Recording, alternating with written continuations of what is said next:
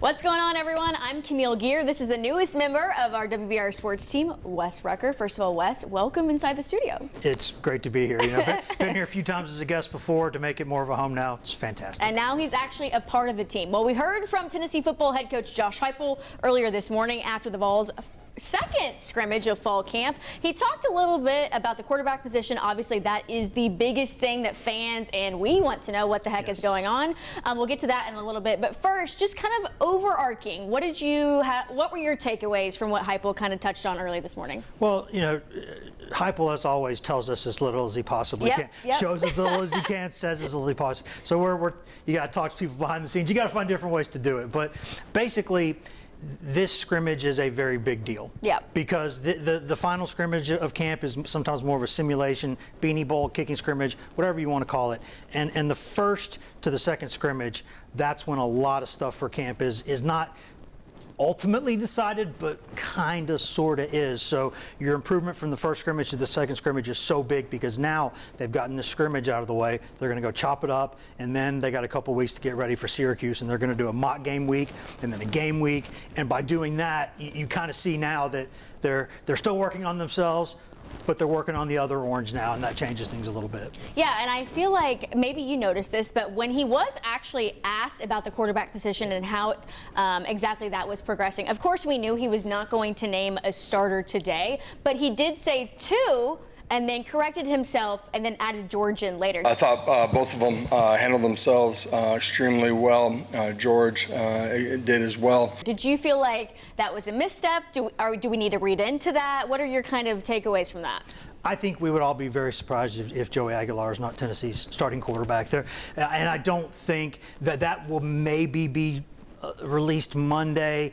Maybe I think, you know, Tuesday's the last day the players talk during the week next for the game week, and then so maybe they release it Wednesday then, Thursday then. You know, it's basically going to come sometime in the next week. It's almost certainly going to be Joey Aguilar. That's why you bring him in here.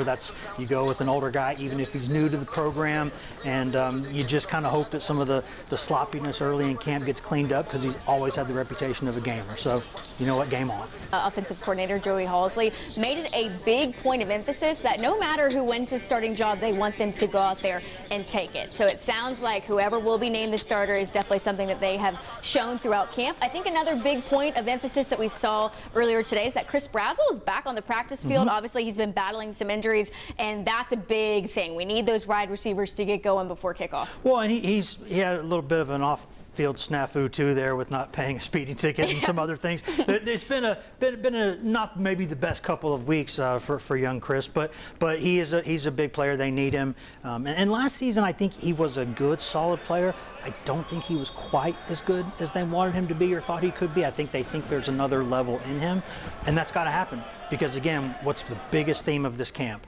It's a new quarterback. For the 5 offensive linemen are new starters. Yep. A whole bunch of new guys in the backfield. The SEC Offensive Player of the Year is gone. You've got a lot of things out there that you don't know. Chris Brazzell's played some football for you. He's made some big catches. That catch against Alabama, the touchdown last season, one of the plays of the year, one of the biggest and most impressive moments of the year.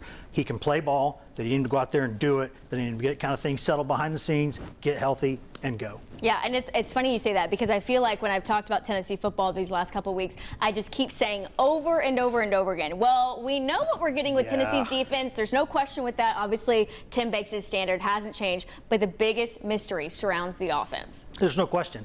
And it's, you know, because Josh Heupel's the offensive guy, right? And last season, the offense had its moments, but it wasn't consistently what you want it to be, and you saw against Ohio State, again, it's a very high bar. That was an incredible football team. But without Dylan Sampson, things were really, really tough. So they've got some things that they got to answer behind the scenes. They got to figure out a plan to go get this. Are they going to tweak things? Are they going to keep doing what they're doing but do it better? That's what Mike Leach would do. He would always say do a few things but do them really well. Right. I think that's going to be really interesting to see how different will they look. How fast can they go? Because at all those new pieces, you're trying to go fast. that can get a little sloppy, and Heupel's teams always have some penalty issues. So and we've got Georgia watch. 3 weeks away, 4 weeks away. There's no time to kind of figure. Yeah, there's no time to figure it out. Was there anything else maybe that you noticed he said today that kind of tipped your ear, or anything that you thought was a little interesting? Again, I know one thing Josh Heupel is very good at is coach speak, so he doesn't give us a lot of information, but sometimes you do kind of have to read between the lines. He very pleasantly tells you nothing. That's basically, and that's the way he wants it to be. But I think the Boo Carter situation, certainly, worth noting. It's, again, we all know there have been issues behind the scenes. There continue to be issues behind the scenes in terms of, being where you need to be, being where you're supposed to be, when you're supposed to be there. Full attention, still an issue. They got to work on that. But he's been out there. He's gotten in some work, and we'll see, because he's a good player. Everyone's always known Boo Carter's a good football player, but he's got to get the other stuff sorted. Also, Jamal McCoy did not scrimmage today. That's not a surprise. Coming back from the ACL, he's been a little bit ahead of schedule, and he's been out there looking, I think, pretty good in individual drills. Yep. But individual drills are not 11-on-11 tackle football. And corner's a spot where you're not exactly what you need to be. That's an 80-yard touchdown. You have to be good because you're on an island. They're going to play man, and they're going to be aggressive. That's what Tim Banks wants to do. He's got to be ready. He's one of the best players in the country, but he's got to be ready. And if they can get him back in the next couple of weeks and get him really up to speed or very close to it, that's huge news. Well, and that was exactly what I was going to say. With Jermon, it is so important to make sure he goes when he is there. And ACL is obviously an injury that can re-tear in the split of a second. And less so than it used to, but yes, it still can. Been there, done that, had that surgery. But yeah, I mean, at one point, I'm sure there are conversations. Do we let him go for Syracuse? Do we kind of hold him back? Maybe let him go for Georgia? But was there anything else that you felt like was of note? Because that's pretty much all I took from it. No, I mean, I think we'll probably know more as the coaches get back there and watch the film, and then we kind of call more people behind the scenes and figure out, so really what's going on here. But there's been no surprise. The defense has been ahead of the offense in camp.